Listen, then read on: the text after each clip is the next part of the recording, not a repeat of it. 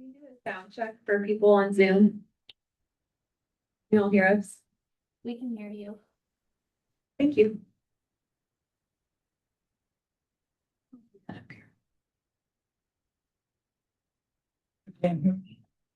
Yes.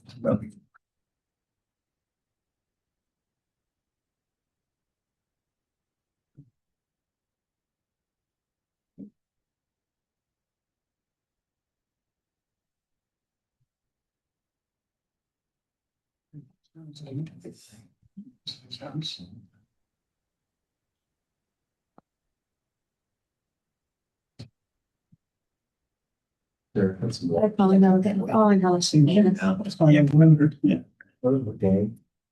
Angelica Salinas. She's actually got to sit 15 minutes. Angelica, are you en route? Oh, she's on. Yep. Okay. Okay, cool. Thanks, bye. She just parked at Sundance and is walking over. Okay. Well, wait. A quorum, so call the meeting to order. Is there any public comment? Any public comment online? Seeing none, we'll go to board comments. Is there any board comment today? Sorry, the dog's here. I had to bring, we have a vet appointment right after this. Sorry. That's all right. And thank you all for making time. As you know, this is a kind of a came up at the last minute as a result of the steering committee. And we felt that it's important that we gather and discuss and then make a recommendation to city council. So with that, I will turn the meeting over to Elliot. Yeah, thanks everyone for making time today. And I know this was kind of last minute, but felt like it was something that's needed to get board input based on this recommendation that came from the Slate Creek Steering Committee during meetings last week. So just a little bit of background here. As everyone in this room, I think, is aware, we've been meeting with the city and the county since February, doing the Slate Creek Steering Committee effort, meeting twice a month, discussing kind of what the future of Slate Creek looks like, a path forward for making an annexation possible, what's needed from a community engagement, from a communication standpoint, from kind of a technical analysis standpoint. And during the meetings last week, at the tail end of the second day of the meeting, a concept came forth about proceeding with a annexation petition to the city that would put this potentially annexation of some number of acres at Brown Ranch on the ballot in November of 2026. Was it more like an exploratory rather than recommendation? Because I was listening to the proposal and it seemed like exploratory rather than a recommendation. The recommendation from. I can take that. The Slate Creek Steering Committee agreed that it was worthwhile for the YVHA representatives to take this back to YVHA, the city reps to take this back to the city, and to see if it was feasible and to see what those larger boards would recommend as a recommendation to pursue this option, to see what it would look like and then present that to our larger boards. Thank you. So with that, there was already an option that was kind of identified by the Slate Creek Steering Committee, and that essentially has a roadmap that leads us from, call it June of 2026 through a period of community engagement, technical analysis that would then put an annex vote to the public in November of 2027.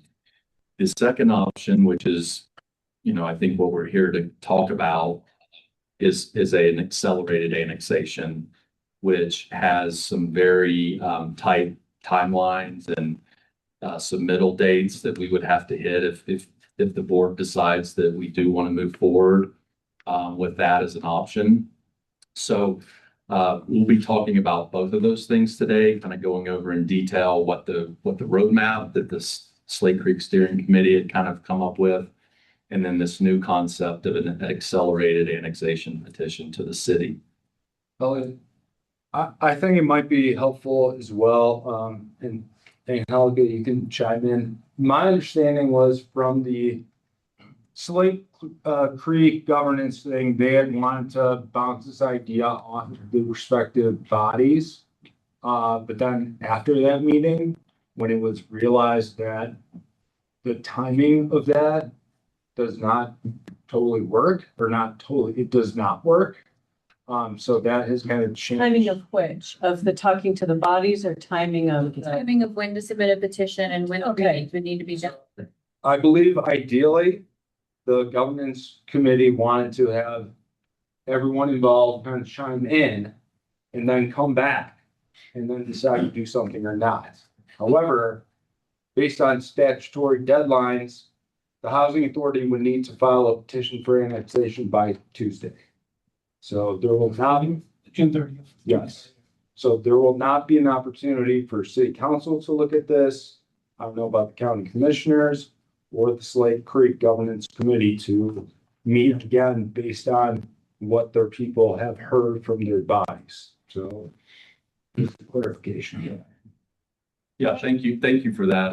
And I think we're going to get into some of that with our presentation here and talking through some of those things. So I just to wrap up my comments, and then we'll turn it over to Emily for the presentation. I know this topic has a lot of opinions, and people feel very strongly about kind of call it both sides of moving forward or staying the course.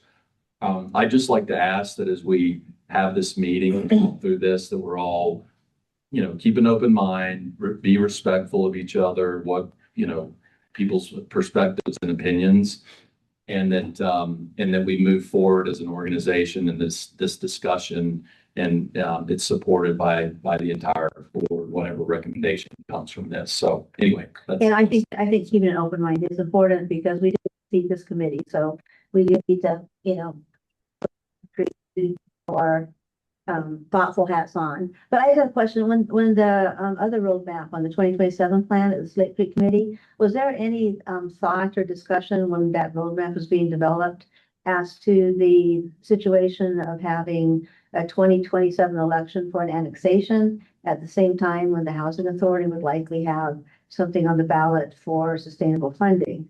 Because was that, I mean, I know that Slate Creek is talking about Brown Ranch, but was that a thought process that I think it came up, but the Slate Creek Steering Committee's role is not it's not to do that? sustainable funding, Okay. and so we did not touch that. We did not go, I mean, it was certainly like, oh, well, this could potentially be happening, thrown in as a comment, but it was not discussed when it came to putting the roadmap together because it's not in the guardrails or the purview of that committee.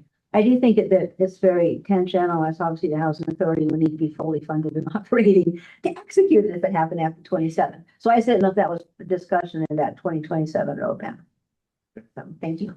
Okay, well, thanks everyone.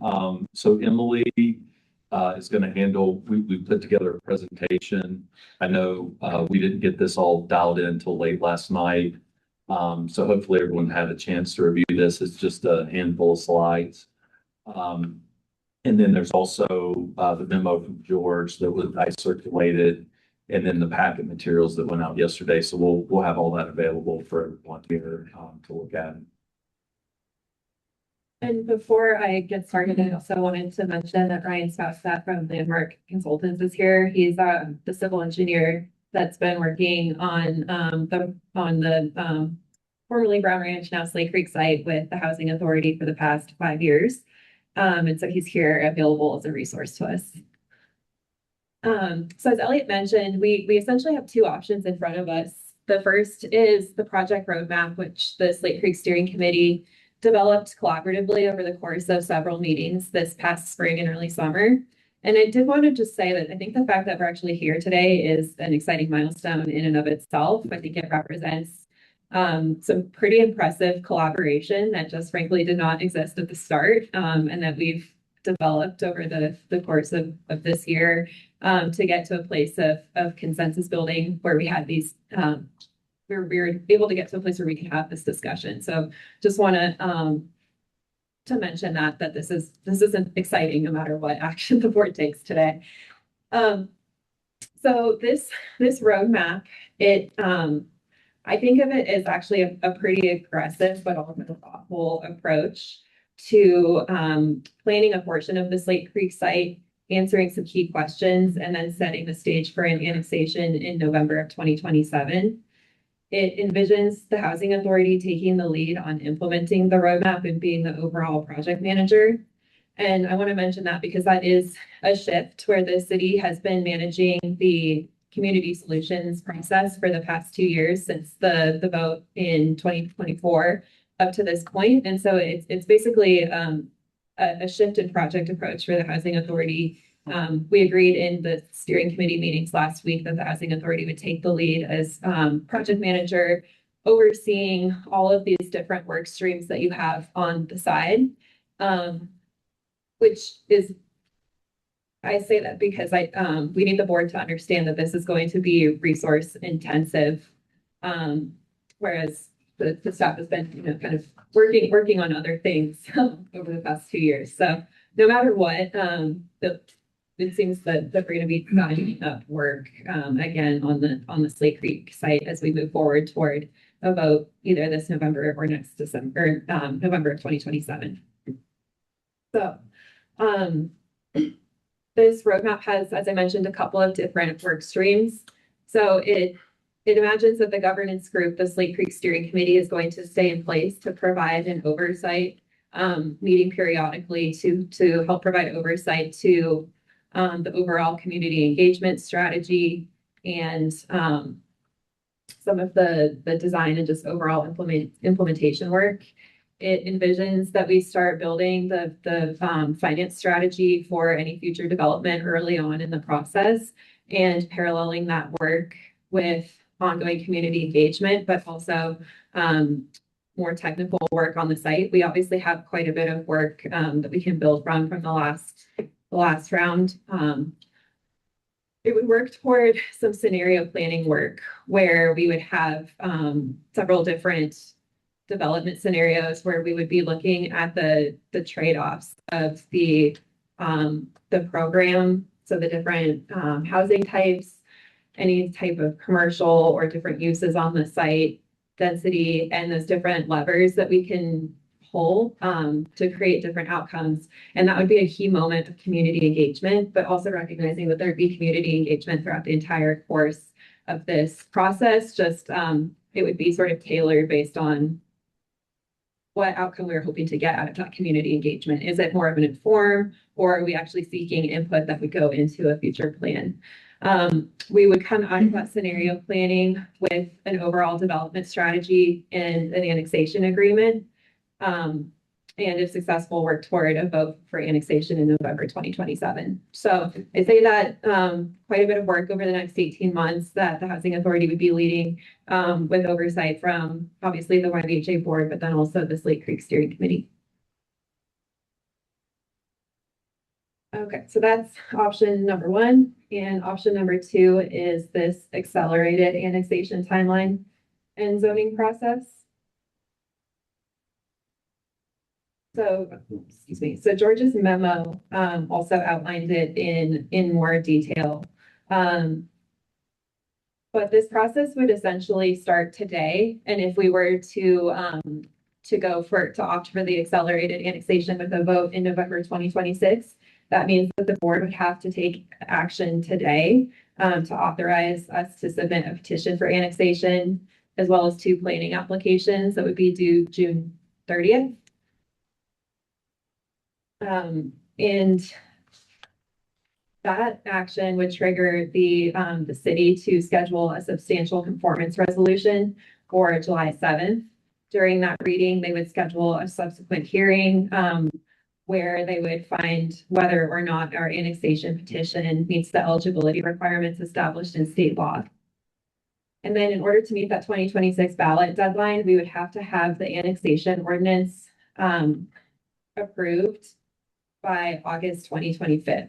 So this timeline, it doesn't allow for substantial discussion on the terms that would be included in an annexation agreement, which means that the agreement would have to be incredibly simple. It would include things like the boundaries of the annexation, which is something we would have to decide today because that's part of the petition, the range of uses and the zoning.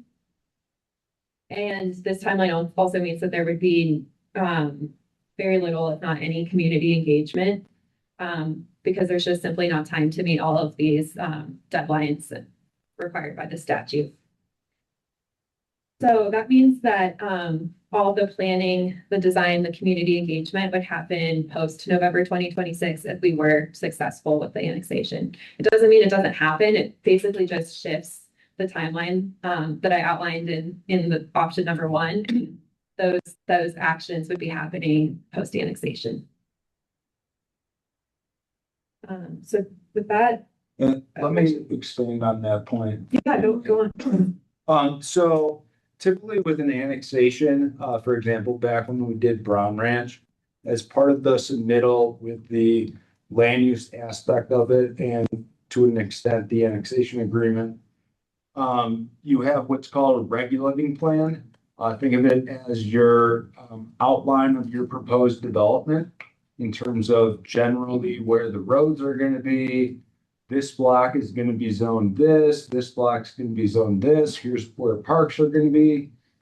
In our discussions with city staff yesterday with the planning department, there's no feasible way to have any of that based on this timeline.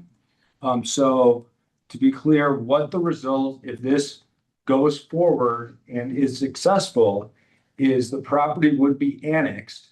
It would be zoned with just a general overlay of traditional neighborhood design with no specifics about anything, and would be conditioned upon in the future agreeing with the city about what that plan is. So this takes the will we annex it part out of the question, but a lot of the roadmap stuff from the original 27 would be occurring to get to that development plan that we're going to be needing to agree with the city on. So we would not have shovel-ready property in November.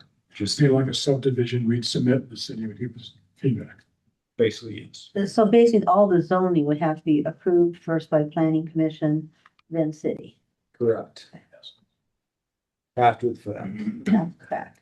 So it's a blank piece of property and so we would just zone, say, so we're not saying what's residential, what's commercial, it's all up for. It's all, without getting too much into the zoning code, the TND traditional neighborhood design is a category of different zone districts.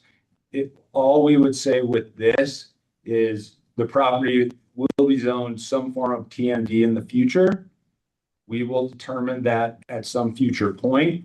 We can't actually do anything with the property until we get to that point where we have this block, what our blocks are, and this block is this zone, which allows for this sort of thing. And there's going to be a park here that, and all of those details would be in 27. It would just not be subject to, well, I mean, people can call up anything to the ballot, but including planning decisions. But this would resolve the issue of, are we going to annex it? It would not resolve the issue of what are we going to do with it? There still would be opportunity for community engagement and input during the zoning discussion. Correct. And citizens, if, correct me if I'm wrong, George, but I believe if the citizens did not like the plan that was put forward, they could petition to city council. I can't think of the word, to Yeah. Recall. Vote in public. To recall like what was passed. There is a way, this was discussed and I can't remember exactly what Jay said, but I think that there is a way for the citizens to have thoughtful engagement later, but don't put me on that and. I'm not sure. Offhand, I'm not sure about a future, like especially long-term in the future, de-annexing the properties through citizens initiatives, but the zoning.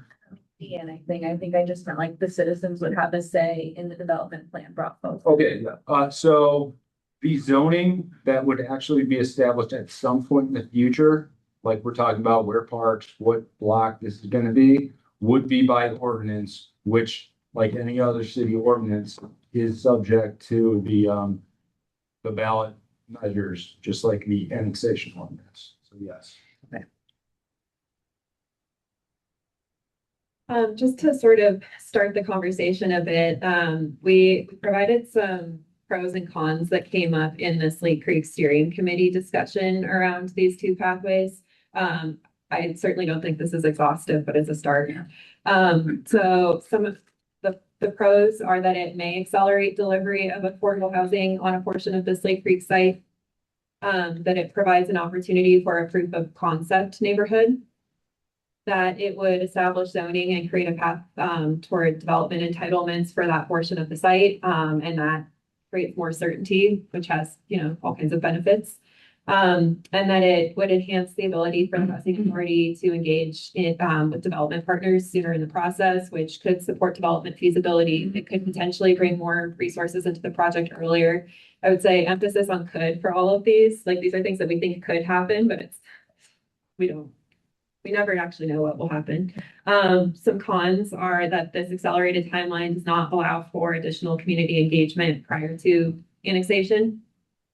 Does not allow for time to work through the development program. So as I mentioned, that's the unit types, the mix, the uses prior to submitting a petition and zoning. We have a concern that the simplicity of the annexation agreement just wouldn't meet voter expectations. In that it would require, so this timeline that we outlined in the slides, but that George has more detail on in his memo, it requires perfect execution. We cannot slip in any single way. So for perfect execution, there's a lot of moving parts and it's a very short time frame. Synchronously. I did like that. Okay. I guess maybe before we get started, I will show you the two areas that Ryan has worked and his team have worked up legal descriptions of two different areas of the property in the event that you all do opt for this accelerated timeline so that we would have the work done in time. And to be clear, correct, the green is the green and the blue, correct? Correct, yep.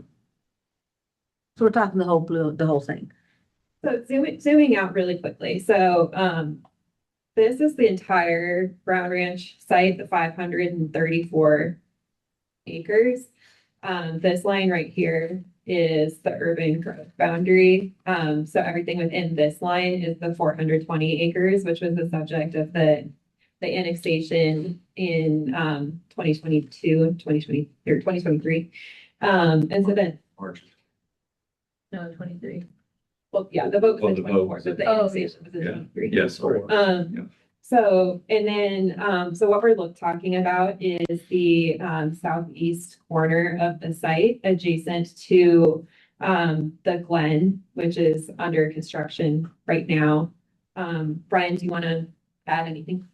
Yeah, I guess so. Just for a little bit of context, 2 weeks ago, the city presented a constraints memo, which outlined what they have the capability to support now. The existing plow trucks they have, the existing water capacity they have.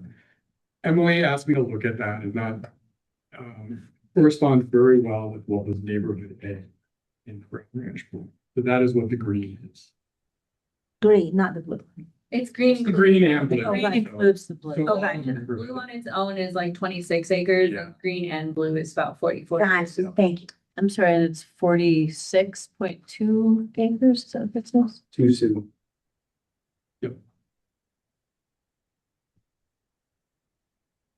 So in looking at that, I told Emily that their constraints analysis, I think, generally conforms to what was proposed in Road A. So Landmark Consultants, we've been working with the Housing Authority for a long time. One of the things is, I think we're good engineers and we're good surveyors, but I think a lot of times people would say we're very good consultants. And so that's, when the ski area wanted to build Wild Blue Gondola, we help them do that. And someone wants to add a garage to their house, we help them do that. And so looking at this and in my experience with the other projects, in my email to Emily, I suggested that you guys also consider the blue, which is the smaller parcel, which is 25 acres. And the reason I think maybe you ought to consider that is it would defer some of the more challenging discussions about infrastructure, commercial, connection to Highway 40 and traffic. It would almost be like a bolt-on or an add-on to the Glen neighborhood.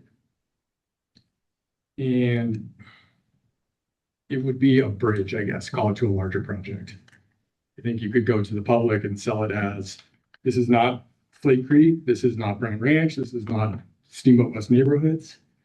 This is a pathway for the Housing Authority to continue building affordable housing units, what we've been doing for the next 3 to 5 years. And then you can continue having this larger discussion about the remaining 400 acres. I also think that it will be a challenge for you guys to get a development partner until you have something that's actually annexed. I think the partners are going to say, this parcel's already been annexed 3 times and gone up to a vote, and not the annexation fell through. So I think, if you did have something smaller that was actually annexed, it would be much easier to have discussions with development partners. So at the end of the day, I guess that's why we also presented the blue option for you guys to consider. Good question. I don't disagree with the ease here. How many units, could we get 250 units of fixed housing types on 26 acres?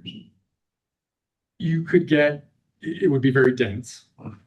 Something in line with probably cottonwoods or poplar. Well, I was thinking condos, townhomes, some single family. Yep. So then you're probably, I would say, looking at more like 150 units. You can see how undense the Glen is, right? Right. So in the Brown Ranch plan, neighborhood A had 415 units. I mean, it was high density plus commercial. But that is also something you could figure out, that would not be what you'd have to present for the November vote. But Well, and this gets into the, in terms of a strategy, you've got a smaller piece of property and a bigger piece of property. Will we get another annexation? I don't know. You don't have to. No. And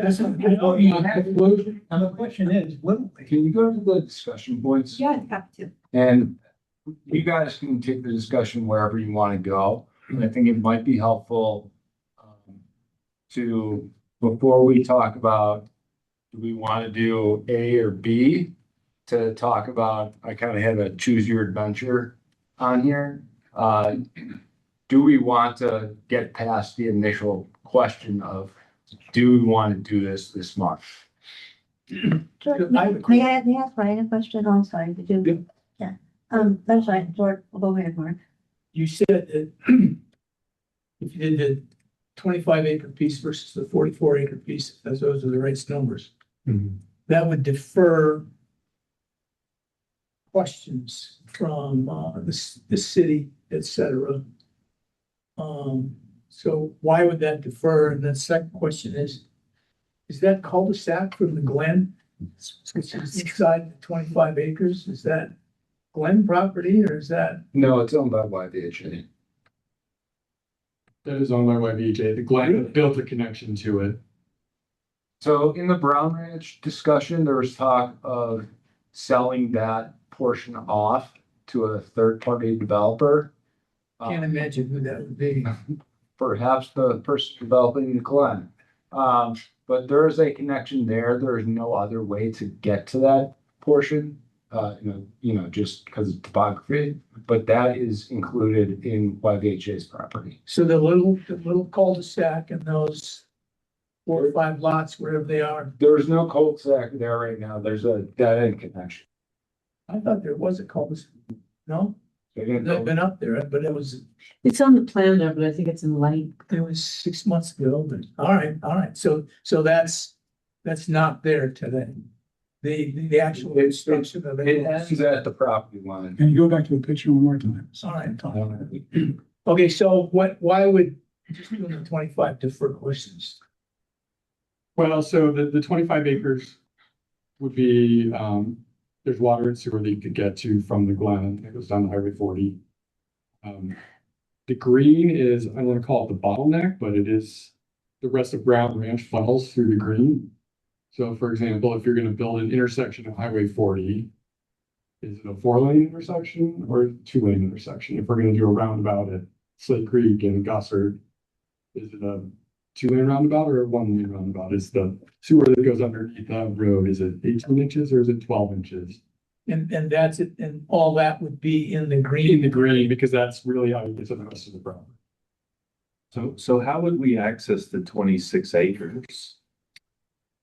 If that was annexed? Through the Glen neighborhood. Oh, That's okay, two roads there. okay. Not the entrance off of 40? No, because it wouldn't be in it. No, the existing one, the Glenville. Oh. That's an emergency access. Yeah, it's only emergency. Although the city may still require with development standards to have a connection to 40 anyways, with only the blue. Right. I would expect they probably would. I think they need in it now. I mean, for reference, the constraints analysis says 400 EQRs was plus the limit factor, which is roughly, it's over 500 units of mixed use versus 150. 500 units, you could probably get on site. I think before we get into like how much we want to annex and what this is, I would like to just, if it's okay, just add a little bit of context from the steering committee meeting from my perspective and kind of frame this in a larger scale. And my, I think Emily is correct in everything she said about where we are with the 2027 roadmap and how like proud we should be that that's where we're at and the work that went in the collaboration went in. I think the 2027 roadmap is a really good roadmap and I'm very proud of that. I think, it was probably the last 30 to 45 minutes of the last steering committee where Councilmember Barnes brought up why are we annexing in 2026, which then took us down that tangent. And his comments were that if we annex something small that shows proof of concept and this is a lot of ifs, right? If we can get a development partner on sooner, then that would be a win. And he didn't feel like there would be any opposition to that. Whether that is true or not, I don't think anyone in this room can decide, and I don't think that's for us to decide, but I just want to that's how the conversation evolved. I do think that it was, when we came to our consensus voting, I was at like a 3 to pursue this. And I do think it's worth pursuing because I think we do owe it to the community to look at every option. And if we choose the 2027 roadmap, to justify that, if people say, why didn't you annex in 2026, to say, here's why, we looked at this option and here's why we didn't do that, or vice versa, right?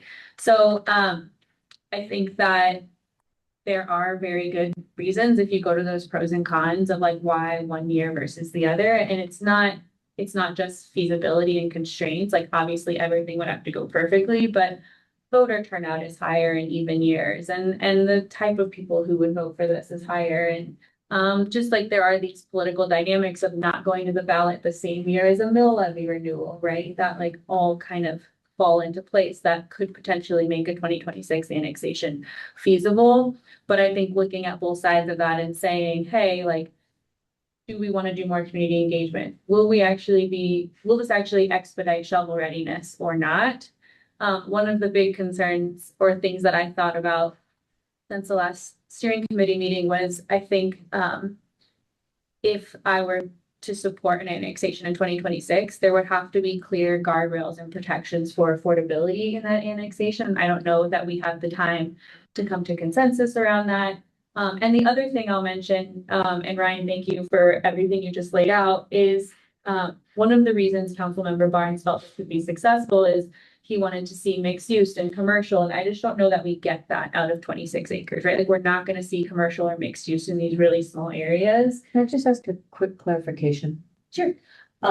When Barnes was asking, or suggesting the 2026, was he specifically referring to the 26 acres? No. No, So that could still be the 44. yes, it could. Okay, There was that's all. nothing, Got it. there was no Thank like you. size limit decided. When we say 26, we mean November 2026. Yeah. Yeah, no, I got the 26, but I just didn't know if he was talking specifically about the smallest of those or the whole. He wasn't talking about any specific parcel. Okay, thank you. That was like direction for YVHA to go back and define those parcels. Yeah. Okay.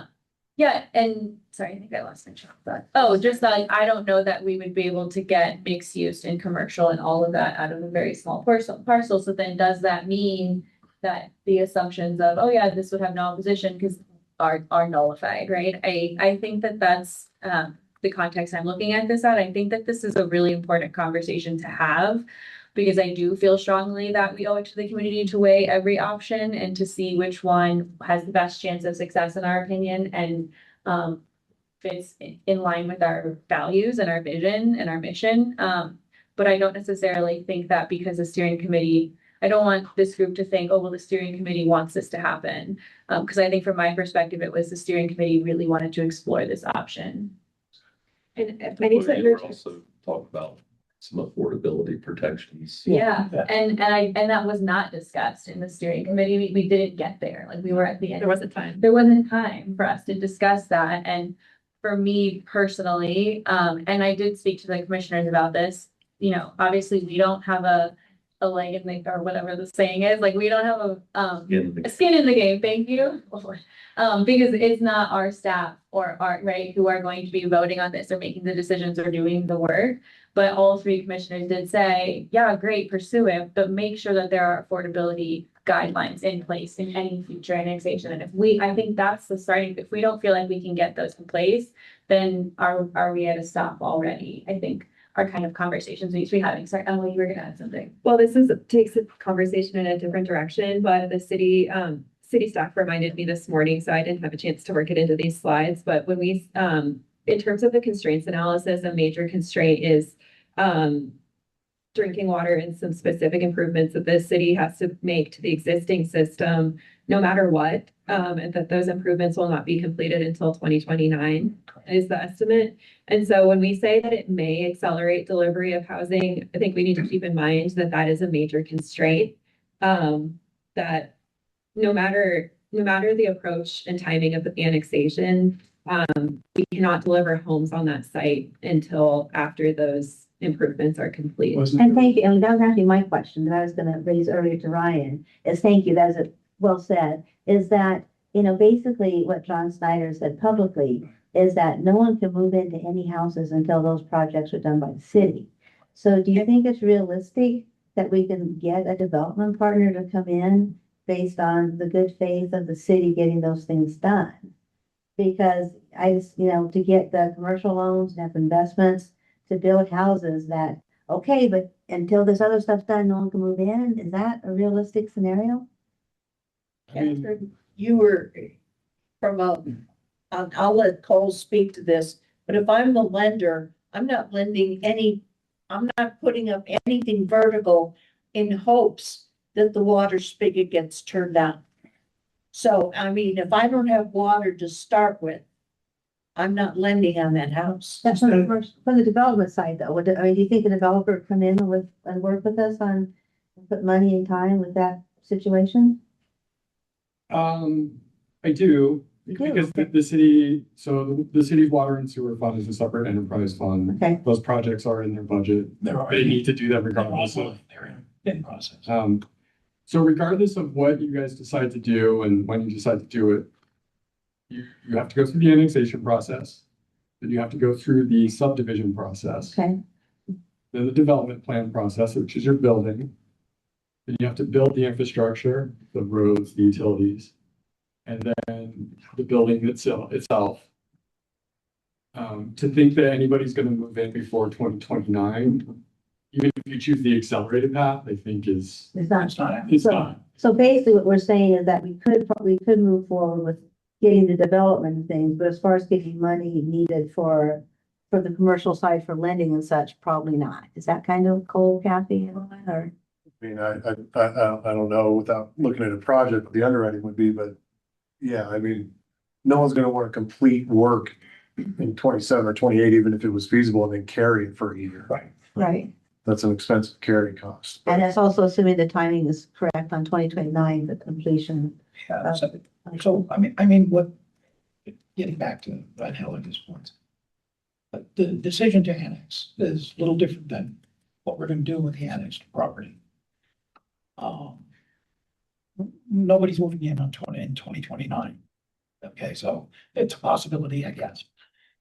How much area, I've got my own thoughts when we can talk about it. But the question that concerns me most is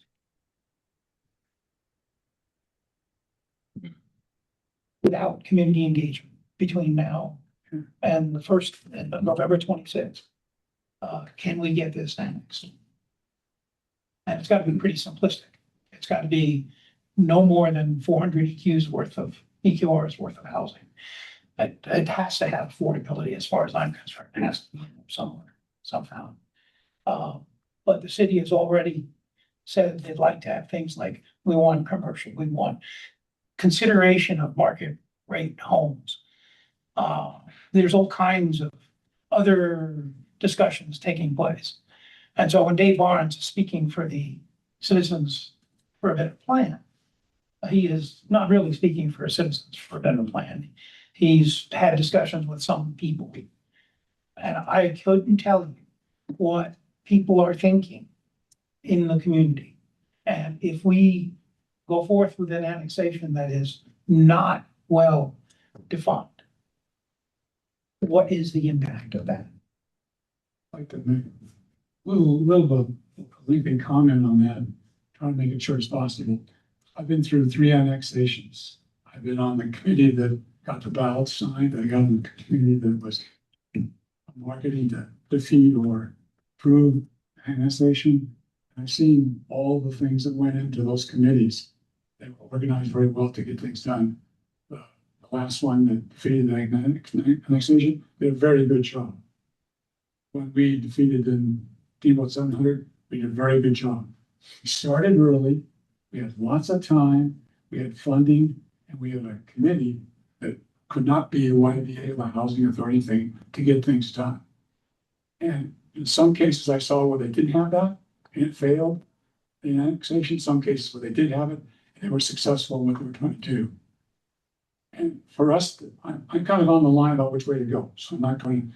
But if we don't have that in place, that separate group that has the social ability, that can respond fast, can be true, can not go too low because you want credibility, and to fight all the misinformation, because the minute piece of information goes out on our social media, it is widespread, and it's so hard to combat that.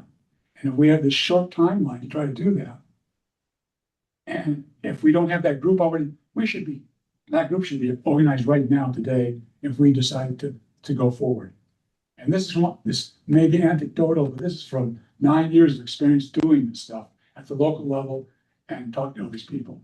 And Barnes Group is a small group. They're very influential. They did probably I hate to say it, one of the best jobs of getting that annexation defeated.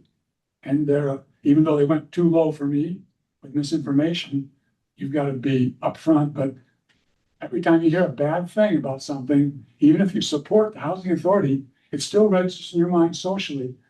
You question. We got to the problem with management of our tech stuff. I go, what the hell's a housing authority doing? I support that housing authority, even though I had a question. So if we want to do this, we need to get organized, and we can't do ourselves because we're the board, but we can be as individuals. We've done it before as an individual, being on the board, only represent me, But I think that's the crux here. Just throw that out for, I'm saying, it's tangential, but that's where it lies. And just to clarify, board members as individuals can be involved in Yes, I can't. and can do activity. Actually, even staff, when they're not working on housing time, can. It just bleeds into public perception. I think that for me, the argument that by going this year for an annexation, we're actually accelerating. We're really not, because we're limited with the water delivery. So we're not really gaining anything by trying to rush and do things in 3 days. And I'm very concerned about the commitment I think we made to the community that if we're going to do this again, we're going to have community engagement, not just information, but engagement. And I just, that's where I'm at. I'm just, it's just too short of a time frame. Yeah, I'm on the same boat as you, Kathy. I'm really conflicted about this. I'm very open-minded to be swayed either way, but I just really get stuck on the lack of community engagement aspect and also like looking at the bigger picture of it and like how it may negatively influence future annexations. So that's where I am right now. What I'm talking about is a community engagement. This other outside group that has to work on, because it's a lot of work, and I've been through it a lot of times, and you can really screw up.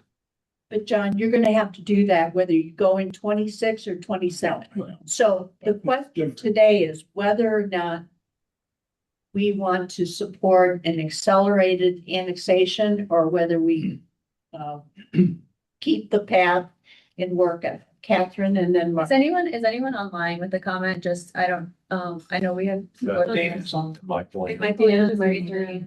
Mark, you can go ahead first. I generally don't think we should do this. I think it's gonna be viewed as we back up a step. We don't know what we're gonna build on it. We don't know what it's gonna look like. We don't know how many units. We don't know if it's commercial. We don't know if there's mixed. We don't know. We don't know that. We don't know what it's gonna cost. And we don't know when it's gonna start. We don't know who's gonna be a development partner. And because we don't know those answers, I don't think we should be out asking for this request from the city. Because we're gonna get all those questions and it's gonna be, I don't know, figure it out in the future. That's gonna be viewed, in my opinion, as very poorly planned. And just another somebody else saying, well, here's the housing authority doing something poorly again. Whether you agree with what happened in the past or not, it got voted down. So I don't think you should pursue this until you all the ducks are in a row and they aren't getting in a row by Tuesday. Michael Ann has her hand raised and then we'll come back to the room. Well, Mark just said a lot of what I was going to say, so I don't want to be redundant, but I think that, so to Commissioner Salinas' point earlier, I do think it's like we're looking at this because we're trying to do what's best for the community. We're weighing the pros and cons of this option, and I think that there's a ton of merit in that. But if you really boil this down to the primary reasons that we would pursue this, for me, I can't think of many others than this is purely political strategy in nature. And I think we have to ask ourselves, is that the right thing to make this decision based off of, given the voter turnout, like the fact that there will be several other ballot initiatives in 27, primarily asking for the mill levy renewal, all of those pieces. And I guess the other thing is, if this doesn't work out for us, the housing authority takes 100% of the political risk. And I think that's kind of what Mark was just saying, is that if this is voted down or the way it's perceived when the idea comes on the scene, it's all on the housing authority. I just don't know if our organization can take that on, and if there's enough political cover to be able to not answer these questions and still look like we have our act together, even though we're weighing this decision as, could this accelerate delivery of homes? All the other pieces, I think, a smaller annexation to start with is probably going to be a component regardless of if we go to 2026 or 2027. Figuring out the affordability guidelines feels like that is not a decision I want to make in less than 3 business days. If the petition has to be filed by the 30th, that's the most important part of this entire thing. So, those are some of my preliminary thoughts at this point in the conversation. Dan has his hand up also. Hello, yeah, thank you. So, in my experience with the DST so far, well, previous last year, it seemed to me that for the most part, what people agreed on, and not 100%, but for the most part, people weren't opposed to the concept of putting housing on Brown Ranch. It was for the most part the plan that was in place and the mechanisms and the funding that had to do with that. And so I understand the desire to explore this option. I think that, I understand the motivation behind showing progress and getting things done in an urgent manner and proving to the community that we are thinking about this and moving forward. But I really, at this stage, I really don't think this is something we can afford to rush in any way. I think that like Michael Ann was saying, the political risk is simply too much, and I think that it's going to be very. I like to think that if we were to put it on the ballot for this year, it would. I like to think that people would vote for it. I like to think that it would be successful. But I think it's very hard to message to people saying like, oh yeah, this time this is different. We're not voting on a plan. We're just voting on the annexation. I think people will have trouble making that distinction. And if there is any hesitance about it, and if there's any sort of risk, then that will really, lead to confusion and have people conflate the two efforts, right? And that I think is an unacceptable risk, especially when what we're looking at here is not any sort of real tangible quantifiable increase or acceleration in when we'll start to be able to produce housing units is what I'm seeing and understanding. So please correct me if I'm wrong here. Like it sounds like in theory, it might do that. It might accelerate the delivery, but we don't have any sort of metrics to point to really cement that. So it seems to me like quite a bit of risk for not a lot of tangible gain.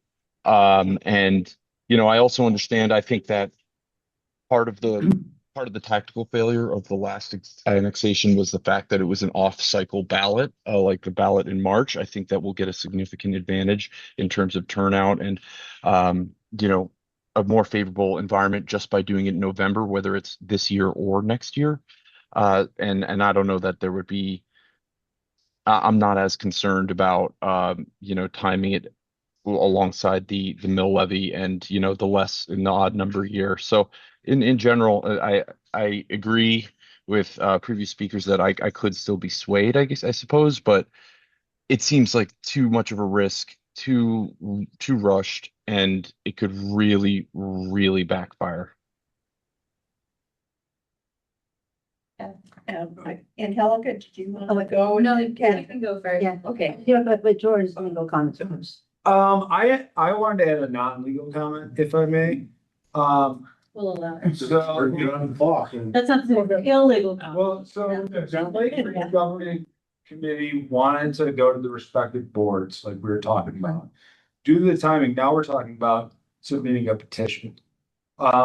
Another consideration is if you were all to say, yes, let's do it, then the city council meets on the 7th and says, we have no desire to do this expedited thing. We want to negotiate an annexation agreement in full. We look somewhat foolish. And I do want to jump in now, but first I have a question for Ryan again, but then I still want my comment. So this is the question for us. Two part. I've been very, yeah, so Ryan, do you think that this would actually be expedited if we do this? With all the constraints we have with the water and everything? I mean, you had said we'd have development partners come in early, but with what the timing and the water, is this, in your professional opinion, would this be would we actually get housing units built faster if we did this? I don't be put on the spot, but Well, I'm sorry. Fudge, I mean, I think there is the risk that you're not ready for the 2027 ballot. You guys spend 18 months talking, you don't have a plan. I mean, So you think that there is potential for expedited, but not a guarantee?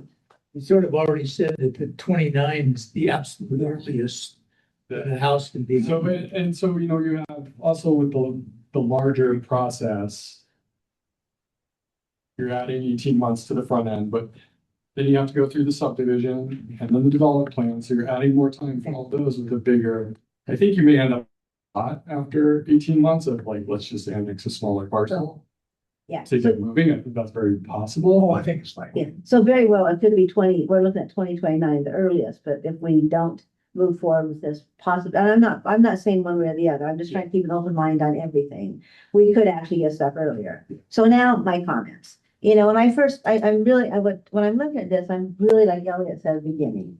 We sat the Slate Creek Committee, and like Emily said, we have, really embraced, and I appreciate the partnership that we've had to city council and city staff. I mean, that has been excellent. It really is encouraging in this year of, this age that, yes, we can work together. So I am really looking at this completely open-minded on this. So I think I agree with all the comments in this room that, we've made a commitment to extensive community engagement.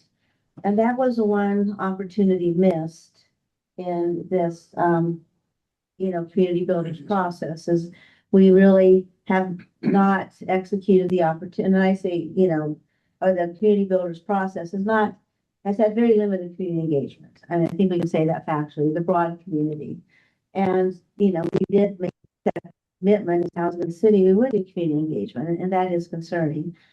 I will counter that on the fact that it's been 2.5 years since the Brown Ranch election. And I do hear the sentiment from the community that, what are you guys doing? We have friends that are leaving. I mean, I've heard anecdotally people who, did not win the lottery at Cottonwoods and now are losing hope and thinking of saying, good grief, well, I didn't win the lottery at the Cottonwoods. When is the next for sale opportunity? And we don't have that answer right now. I mean, I hope that Stockbridge is going to have some for sale opportunity in it, affordable, both for current and future residents opportunities. But I'm just saying our community is losing hope. And I think that's why we need to have that open mind of, we are in an affordable housing crisis. We built the Cottonwoods and gave people an opportunity. But what about the people who didn't get in? So I'm looking at this as that open mind, and I think that rushing community-based decisions is very risky.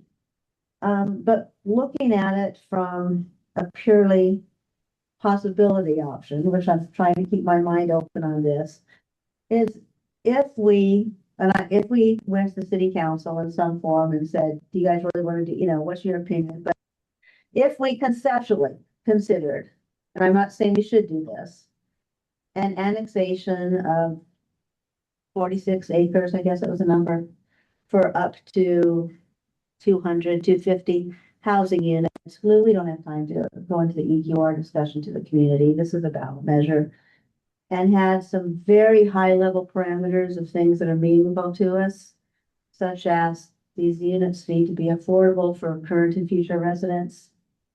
You guys know me, I'm a put in healthy living. I went outdoor place, high level parameters. Would that be worth an ask to the community? I mean, Put that into the ballot. I think if you would put something, I think the ballot would say, and I'm just spitballing here. This is very new. I mean, it would be something like, do you support annexing 46 acres for up to a maximum of 200? To 500 units. No, Use that number. no, we don't know. It would have to be, my opinion, it'd have to be very small, 200 affordable housing units and have annexation agreement defined as for current and future. I don't know. The question is this, is number one, is first of all, do we have staff capacity to do that? We would have to basically write a very short annexation agreement. And basically have some very broad parameters in it, including this will entail extensive community outreach. We'd have to ask city staff, is this a reasonable expectation? Because we have excellent city staff. They do an incredible good job of protecting our community, making sure we don't overreach. Could they put in the adequate protections in 2 months to make sure that this works? And the important thing is this what the community wants, which we do not have time for community outreach.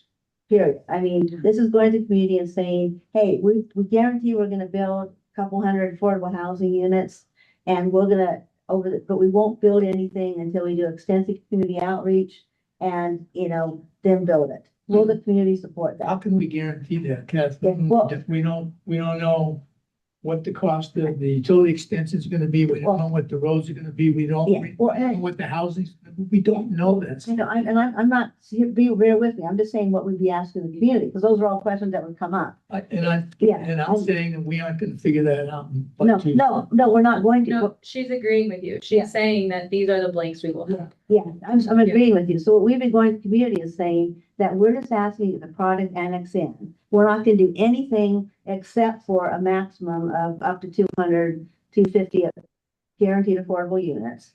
And and basically everything else will be going through a process with the community to figure it out. That is what we're asking the community. And you're right. We have to recognize that in the original round, the only way that was gonna potential was with extensive short-term rental tax investment. And as Cole always said very eloquently, the economy of scale made it work. We would have a higher per unit subsidy. We don't know what it is yet. Yeah, actually, that's a really good point. And one of the conversations that Clark Anderson brought up in the Lake Creek Steering Committee was like the year we as the group, be assuming that 200 or 250 units will be easier, but that's not when it comes to the scale. And so, we assume, oh, well, let's just do a small win proof of concept, 200, 250 units. But is that even doable when it comes to per unit subsidies, when it comes to infrastructure costs? So sometimes we assume that smaller is easier, and that's not always the case. It's not to say it can't be, but that this assumption that a smaller development would be an easy win, I think, is not necessarily the assumption we should be operating under. And I think that that's a really important piece of this as well. It's just smaller isn't always easier. Maybe it can be, maybe, but I think we can't just assume that 200 units is gonna pencil out here. It'll definitely pencil out. I think we can definitely say it'll be more subsidy per unit. Now, I'm not saying that's bad. If you look at other places, other communities, Aspen, other mountain communities, their subsidies are very high per unit. Our subsidies are going to be very high per unit. But Yeah, I think for the sake of time, I've been thinking and taking some notes on what I'm hearing. And I think that this is a really important conversation for the board to have publicly. I think this is the conversation we need to have. But ultimately, I'm hearing we want more community engagement.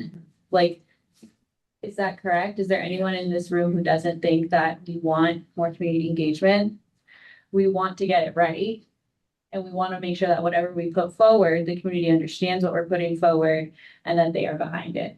I think that's the general underlying tone I'm hearing. And I think if, to Catherine's point, people are leaving, there is this crisis. We do have a housing crisis. It's now, but does the accelerated version get us there sooner? Probably not. Yeah. So whether we do it sooner or later, and to finish what I was saying too, is that my deal is that so the question is, first of all, if we were going to do this, we would have to, in my opinion, do polling on it. There's no question, because we would have to hire a poll firm very quickly, get our messages and do it.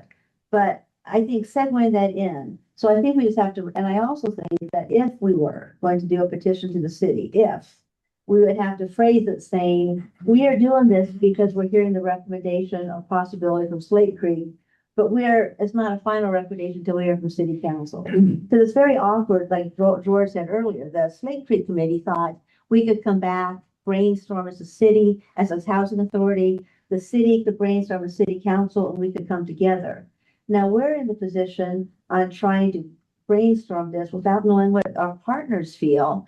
And our two city council members, who are on the board aren't here today. Because I guess legally, once you start talking petition, they can't be I here. think it was a discretionary decision, Yeah. like, because they could potentially make a decision on this, it was. Right. But I'm just saying, we're doing this partnership and we're missing our partners at the table. So it's a very, very challenging thing. But the other option is, I do think we are losing hope in our community. And if we don't move forward with this accelerated option, I think we need to look at every single possibility of infill, no matter if the city owns it, if the county owns it, whoever owns it, and try to find another for sale. But I think that's not relevant. But I think it's relevant. If we don't move the accelerated, we have to make a commitment to find something else, is all I'm saying. We haven't heard from Cole, so before I start hearing the second round of people, Cole, would you like to? Yeah, a real quick point, the roadmap in option one is that, that's considering basically a master plan of the entire site, right? Of what the totality of a build out could be there. Or was that even discussed? No. So it's planning something unknown. Correct. Yeah, whether or not it's the entire site or a portion of the site, I don't think we had clear consensus or direction from the steering committee on that. Okay, I mean, I guess I default to two things. One, we are a landowner. And the landowner always wants to get stuff annexed.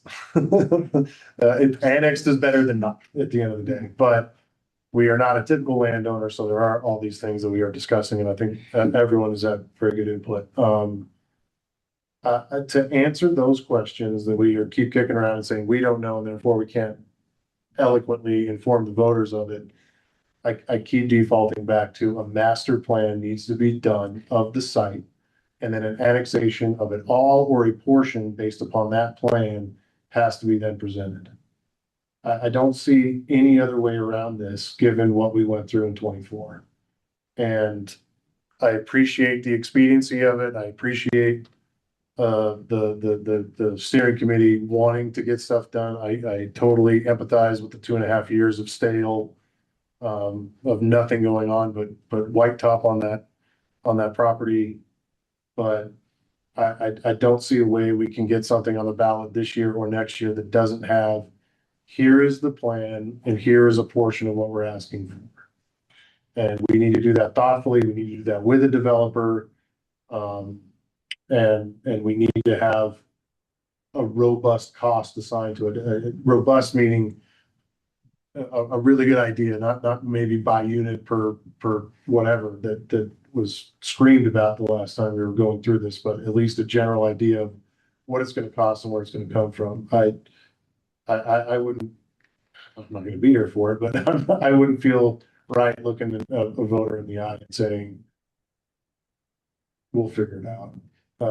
Yeah, we went with a detailed plan last time and it just wasn't enough. And I think we have to replan that site in totality so that if we do annex a small portion, we don't have to worry about parks because that's later on in the larger project. Because if we annex 44 acres, they're going to require some acres of that to be parks. And the scalability and the cost effectiveness of it says we can't have open land on 44 acres if we're just starting out. So master plan and then ask the voters to annex a portion or some portions of it to then begin building the actual units. And I don't see how we do that by Tuesday. And the community did say pretty loud and clear, they wanted smaller and more detail. John had his hand up. Yes, in the communication group now, we've renamed it the Communication Engagement Group for the Yampa Valley Housing Authority. And it has been kind of dormant for the last 4 months. So here's a chance if we to engage the community and through us separately and have a plan like we're trying to organize with Lorraine and a few of the folks. So that's kind of our outreach in a way. But since we don't have a separate group who is advocating for this proposal annexation, we're not built up, we're not wired, we're not ahead of time. I can't see us being able to, if that group ever formed, to actually promote this and be successful. The best way we have right now is the collaboration group and the communication engagement group of Yampa Valley Housing to move this forward, keep it on the burner, and be more, how do I say, not aggressive, but more assertive as we educate the community and engage the community through the Yampa Valley Housing Authority. So that's my hope, but I don't see us making the same mistake we made probably in the original annexation agreement that we lost, of not really engaging and digging deeper and trying to go, trying to seem like we're trying to sidestep the community a little bit in a way. And I'm sure that's going to be a real topic on some people's minds if we try to go ahead and do this. I disagree with that. I'm not saying I'm advocating for it. I very, very strongly disagree that this is sidestepping the community. I think that, the reason the steering committee wanted us to take this back to the board and to city council was to think about the community, like what is best for the community. And if this board decides like, hey, that's not the case, then like, I just want to be very clear that the intention of this was not to sidestep the community. That the intention of this was to say like, what is the best option moving forward, that benefits the community that we can undertake like together in collaboration. And so I just, to frame it, I know, but any other way is not productive. I think, let me just follow up on that thing. It is best if the community is engaged. Period.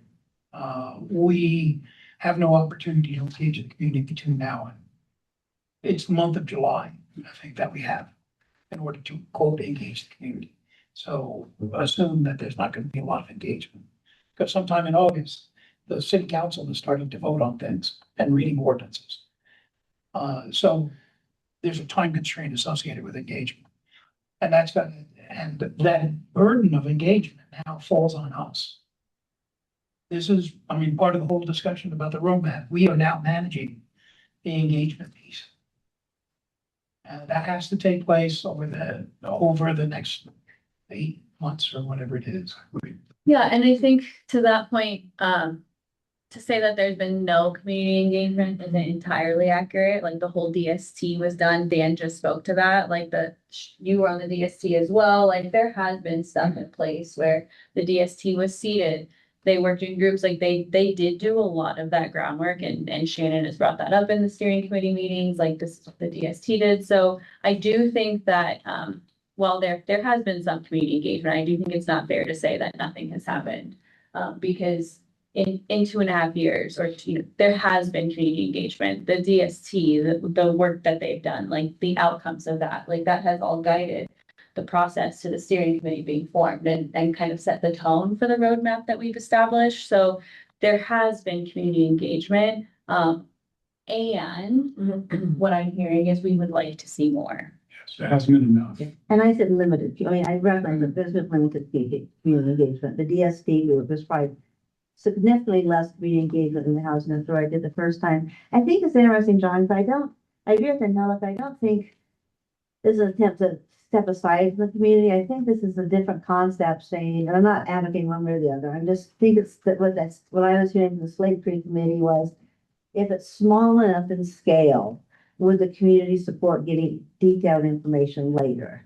And I agree with what Mark is saying. I still think it's going to have those questions saying, what's it going to cost us? What the heck's the EQR? And things like that. So I think that's where the question really narrows down. And Cole's right. There's no question. If you own land, we own Cottonwood. We got it built. Same thing with, land over, for anglers. So it's easier. The question is, what is best for the community, and is the potential expediency worth it to ask community for that, say a blank slate, we'll do everything else later. And that's really, and it's a hard answer to ask, just because we don't, in the perfect situation on this proposal, we would sit the DST committee again and say, hey, 40 people who did great work. and say, what do you guys think?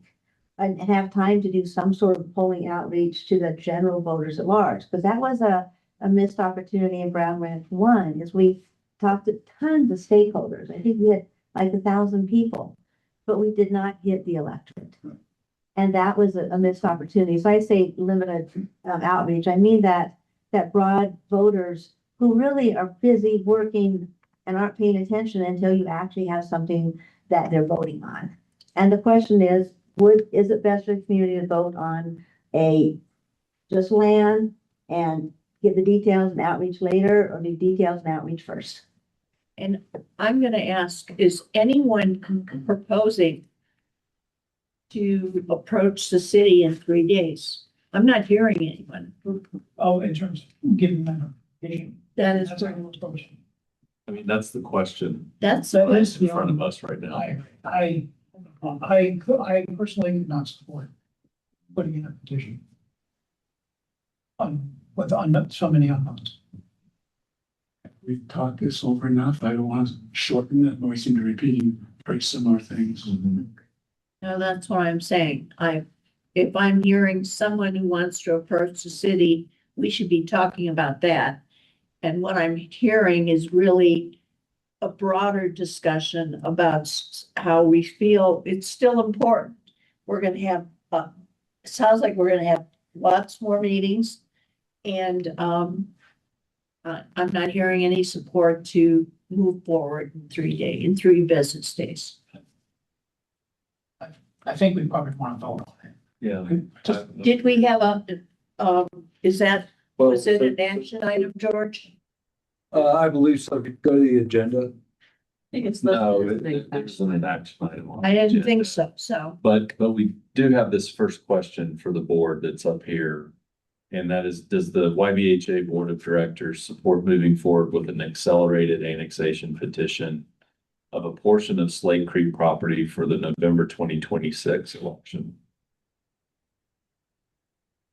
Motion? I mean, that was one of our core I questions. was gonna say, but we didn't, George? Is that We good can enough entertain to ask a question of the board and vote on a question? I think, You can just straw poll if you don't. Can we go to the agenda, please? if you ask for a motion and no one makes the motion, then it dies, Kathy. Do you need a motion or do you just? Just whether you can action your, it's not listed on the agenda. Oh. It's an action. No, that's not. Those are the rules. You need a petition. Chair. You can't. Not action. Bob's rules, whatever. Those Stewards. Robert. Just to confirm the feeling of the board, based on the agenda item as presented, it sounds like the consensus here is that we should not be taking action to submit any sort of petition by Tuesday. Does anyone here disagree with that?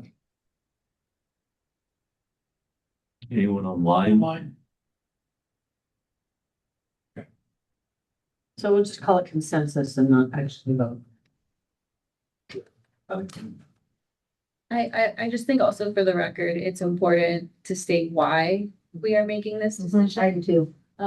And again, what I'm hearing, and please correct me if I'm wrong, or if someone else has, obviously, our diligent note takers here.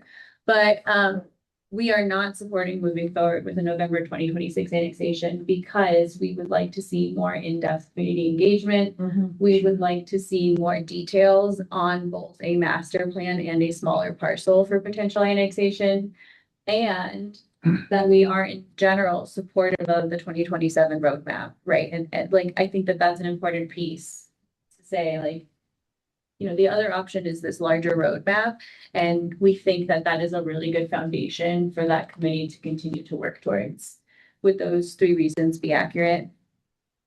If I could add something real quick, I think it's also important to include in a statement like that, that there is no quantitative evidence that doing so would accelerate the delivery of homes on the Brown Ranch property or the Slate Creek property. I think that's critical. Yeah, it's Because I think that's one of the most important points. I think that's 2 critical things are community engagement, and there's no it does not guarantee acceleration. Take the time, do the community engagement, and spend our time focusing on other infill of properties, knocking, Forest Service out of the park and focus there. And I do think as we look forward, and this is the community engagement piece, is how we're going to couch having the mill levy and annexation at the same time. Those are gonna have to be very symbiotic. Elliot, will the paper approach you for comment on this? Or They're on the papers line. on? They're on the. They've been listening to the entire meeting, yes. They've Will indicated. they sometimes come to you for comment on? I think they do want something Okay, afterwards. so you got, good. Okay, good. I just, as someone who sits on the committee, and Emily, Shannon, and Lou, feel free to chime in. I do really appreciate this conversation. It's hard when there's just 6 of you in a committee trying to make these large decisions for 3 different governing bodies. And so the ability for us to meet, at least for me, was really helpful to hear this conversation as we move forward, because when the topic comes up, why aren't we doing a November 2026 annexation? I did not feel like the 6 of us in that room had the authority or, the wherewithal to say like, yeah, let's move forward with that option without taking it to the respective boards. And so I know that this was called short notice, and I do really appreciate the willingness and the very thoughtful conversation that happened, because it does help guide the work for those of us sitting on that committee. So I really appreciate it, and thank you. Thank you. And thanks for serving on the committee too. We have to do 18 hours combo, it's a lot. All right, then if there's no further business, I'll entertain a motion to adjourn. Second. I have a motion by Mark and a second by Lou. All those in favor signify by saying aye. Aye. Opposed, Aye. carries. Thank you, everybody online and in the room. And again, thank you for the short notice, and If we do. we'll see you again next week. Yes.